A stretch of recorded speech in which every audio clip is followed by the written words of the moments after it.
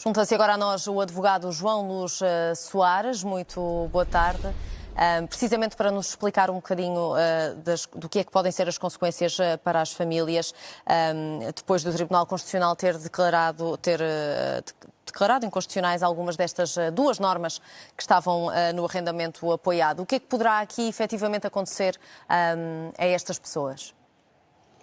Muito boa tarde, Rita. Mais uma vez, obrigado pelo convite. De facto, esta decisão do Tribunal Constitucional vem aqui fazer uma mudança de paradigma que pode pôr em causa a operacionalidade e aquilo que era o quadro macro desta lei do arrendamento apoiado. Recordo que esta lei do arrendamento apoiado era aplicável a um conjunto de habitações que eram detidas pela administração direta e indireta do Estado, pelas autarquias, pelas regiões autónomas, mas dava alguma liberdade para que estes intervenientes pudessem fixar as rendas consoante os rendimentos e consoante a composição do agregado familiar. Esta decisão do Tribunal Constitucional vem declarar com força obrigatória geral aquilo que é, como disse bem, a inconstitucionalidade destas duas normas. Isto faz com que, obviamente, aquilo que era uma possibilidade no quadro da autonomia das regiões autónomas e das autarquias locais de estas poderem aprovar regulamentação específica, tendo em conta as características dos bairros, tendo em conta as características das habitações, tendo em conta, sobretudo, as necessidades das famílias mais carenciadas, fique, enfim, largamente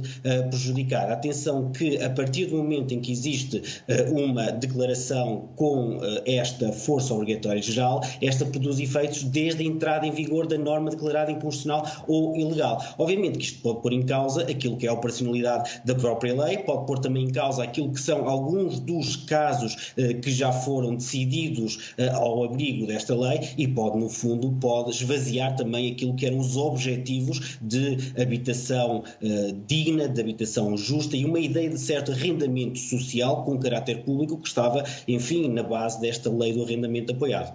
E numa altura em que o problema da habitação se agudiza cada vez mais e daí também o Governo ter anunciado várias medidas muito recentemente, o que é que se poderá fazer, de que forma é que se poderá contornar esta situação para manter os direitos a estas famílias sem que sejam consideradas institucionais?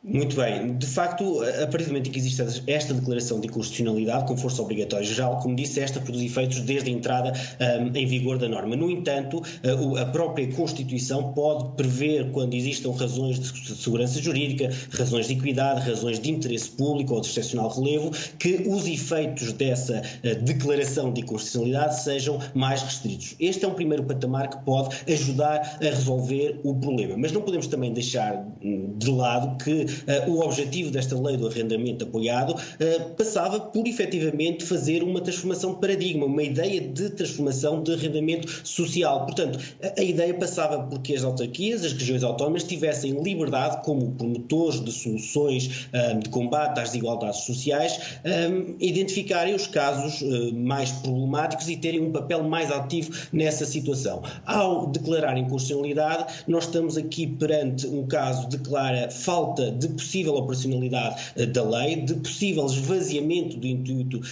desta lei, retirando-se aquilo que é o papel destas autarquias, retirando-se aquilo que é o papel destas regiões autónomas na resolução do problema. Deixe-me só dar esta nota final que me parece muito importante. É que, efetivamente, quando nós falamos agora no arrendamento forçado, quando falamos nestas medidas por parte do Governo, quando falamos em alojamento local, quando falamos naquilo que também são as preocupações de cedência, de utilização de espaços comerciais e turísticos, todas estas preocupações que se inserem, enfim, num paradigma mais lato de arrendamento, não existem hoje, existem há muitos anos e, enfim, relacionam-se com alguns problemas que eu diria estruturais do próprio sistema. Existe uma necessidade de uma revisão da codificação, de uma sistematização e de uma organização de todos estes regimes para que situações como estas não voltem a acontecer e para que, efetivamente, haja um combate digno e sério a este problema. Isto é só mais um capítulo novo no problema da habitação, mas, de facto, esta decisão do Tribunal Constitucional vem levantar mais alguns problemas novos.